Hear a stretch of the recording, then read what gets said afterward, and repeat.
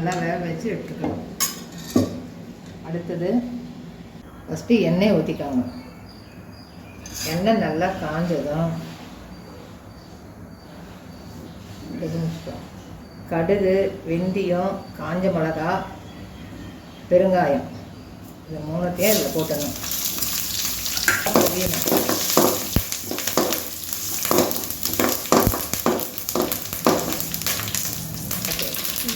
வெங்காயத்தை போடணும்.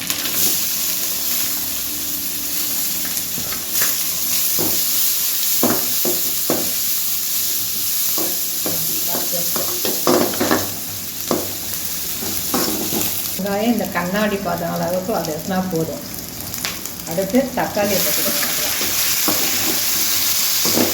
தக்காளி நல்லா வதங்கணும்.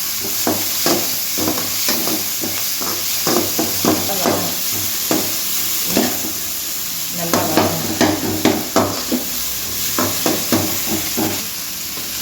நல்லா வதக்கிட்டு இந்த சாம்பார் பொடி ஒரு ஸ்பூன் நல்லா வதக்கிக்கணும். ஃபயரை ஸ்லோ பண்ணிவிட்டு நல்லா வதக்கிக்கணும். அப்போ தீஞ்சு போயிடும். கொஞ்சம் தண்ணி ஊற்றி நல்லா வதக்கணும். அப்போ தான் அந்த பச்சை வாடை, மிளகாய் பொடியின் வாடை வராது. நல்லா வதங்கி தண்ணி கொஞ்சம் ஊற்றி நல்லா கொதிக்க வைக்கணும்.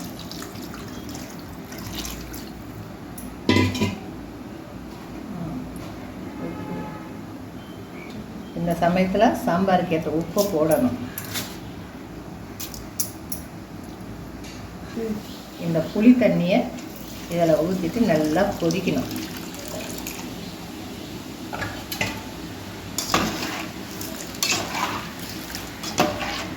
நல்லா கொதி வரணும். இந்த பருப்பை நல்லா மசிச்சுக்கோங்க. நல்லா ஒரு வாட்டி இப்படி ஏற்கனவே மசிஞ்சிருக்கும், இருந்தாலும் நம்மளுக்கு நல்லா மசிச்சுக்கிட்டால் நல்லா சாம்பார் திக்காக வரும். துவரம்பருப்பு கொஞ்சமாக ஒரு பிடி பச்சை பருப்பு போட்டுக்கிட்டிங்கன்னா டேஸ்ட்டு நல்லா இருக்கும்.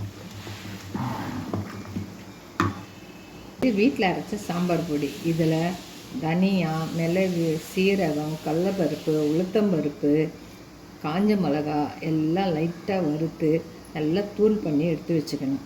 எடுத்து வச்சுட்டு இப்போது இந்த தண்ணி இருக்கு இல்லைங்களா, இந்த தண்ணி அந்த தண்ணியில் போட்டு இப்படி கரைச்சிக்கணும்.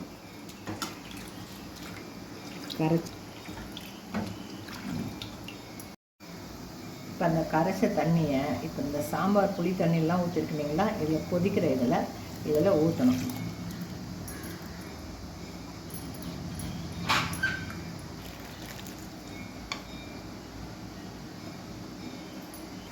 நல்லா கொதி வரும்போது ஒரு 5 நிமிஷம் கொதித்த பிறகு இந்த பருப்பு தண்ணியில் இதை ஊற்றிடணும். ஊற்றி நல்லா கொதி வரும்போது ஒரு துண்டு வெல்லத்தை அதில் போட்டுடணும். போட்டுட்டு நல்லா கலக்கணும்.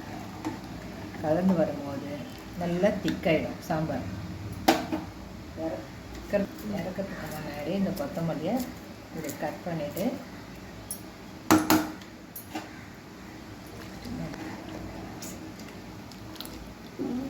நல்லா கொதி வரணும். கொதி வரும்போது ஒரு துண்டு வெல்லத்தை நம்ம போட்டோம் இல்லைங்களா, நல்லா கொதி வரும்போது ஒரு துண்டு வெல்லத்தை போட்டு ஒரு 5 நிமிஷம் கொதிச்சுட்டு இறக்கிடணும்.